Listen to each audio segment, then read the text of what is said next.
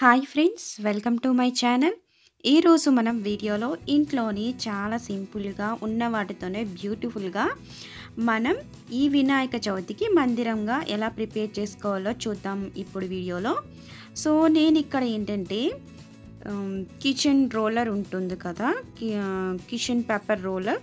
So అది నేను తీసుకున్నాను. సో దానికి గ్లూ అప్లై చేసుకుని, సో నా దగ్గర ఇలా స్టోన్ వర్క్ ఉంటుంది కదా, మన దగ్గర స్టోన్ లేస్ కానీ ఏదైనా కలర్ పేపర్ కానీ ఏదైనా అండి ఇంట్లో ఉంటే కనుక దాన్ని ఏంటంటే మనం ఇలా స్టిక్ చేసుకోవాలి.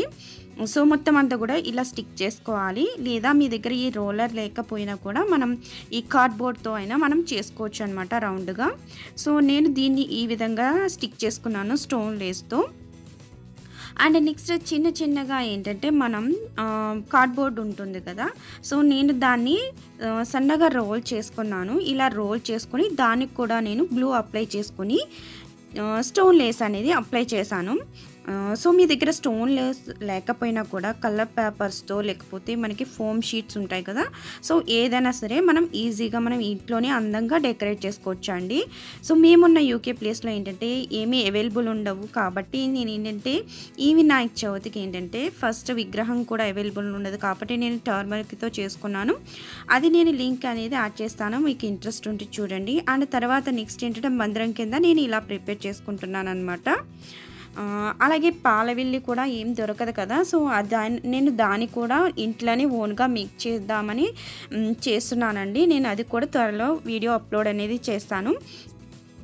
సో ఇప్పుడు ఈ విధంగా మనం ఈ కార్డ్బోర్డ్ని రౌండ్గా రోల్ చేసుకొని ఈ విధంగా ఒక 4 అనేది నేను ప్రిపేర్ చేసుకున్నాను స్టోన్ లేస్తో. మీరు ఈ స్టోన్ లేస్ బదులు మనం ఫోమ్ షీట్స్ కానీ లేదా కలర్ పేపర్స్ కానీ ఏదైనా యూజ్ చేసుకుని మనం దాని మీద డెకరేట్ చేసుకోవచ్చు అనమాట. సో ఇప్పుడు మనకి బేస్ కావాలి కాబట్టి దాని కింద బేస్గా నేను ఒక కార్డ్బోర్డ్ తీసుకొని రౌండ్గా కట్ చేసుకొని దానికి నేను ఇక్కడ కలర్ ఫోమ్ షీట్ అనేది యాడ్ చేసుకున్నాను. అలాగే చిన్న చిన్నగా కార్డ్బోర్డ్స్ అనేవి తీసుకున్నాను. దానికి కూడా నేను పేపర్ అనేది గ్లూ పెట్టి మొత్తం స్టిక్ చేసుకున్నాను. సో ఇక్కడ ఏంటంటే రౌండ్గా ఉన్న దగ్గర స్టోన్ లేస్ అనేది వేసుకున్నాను అనమాట. సో ఇంట్లో నా దగ్గర అవైలబుల్ ఉన్నాయి కాబట్టి నేను అది వేసాను అనమాట. సో ఈ స్టోన్ లేస్తో మొత్తం రౌండ్గా మనం డెకరేట్ చేసుకోవాలి.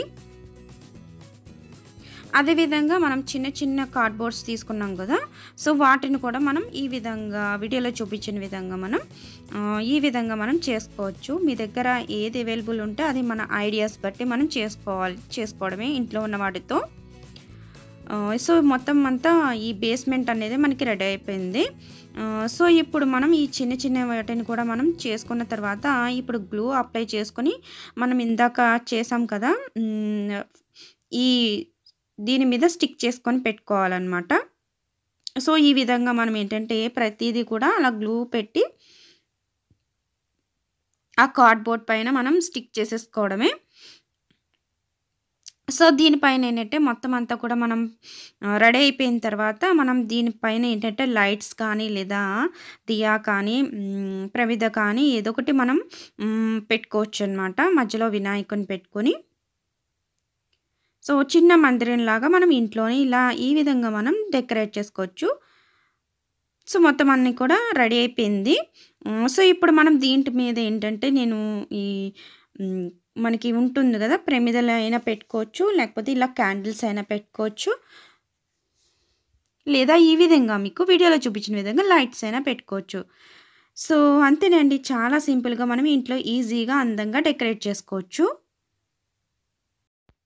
చూసారు కదండి. సో ఈ విధంగా నేను చాలా సింపుల్గా ఇంట్లో ఉన్న వాటితోనే ఈ విధంగా డెకరేట్ చేసుకున్నాను. అలాగే పసుపు వినాయకుని చేసుకుని ఈ విధంగా నేను సెలబ్రేట్ చేసుకుందాం అనుకుంటున్నాను. సో మీకు ఈ వీడియో ఖచ్చితంగా నచ్చింది అనుకుంటున్నాను. నచ్చినట్లయితే తప్పకుండా లైక్ చేయండి, షేర్ చేయండి, అండ్ నా ఛానల్ని సబ్స్క్రైబ్ చేసుకోండి. అండ్ మరిన్ని వీడియోల కోసం పక్కనే ఉన్న బెల్ ఐకాన్ ప్రెస్ చేస్తే మీకు వీడియో నోటిఫికేషన్ అనేది వస్తుంది. So thanks for watching.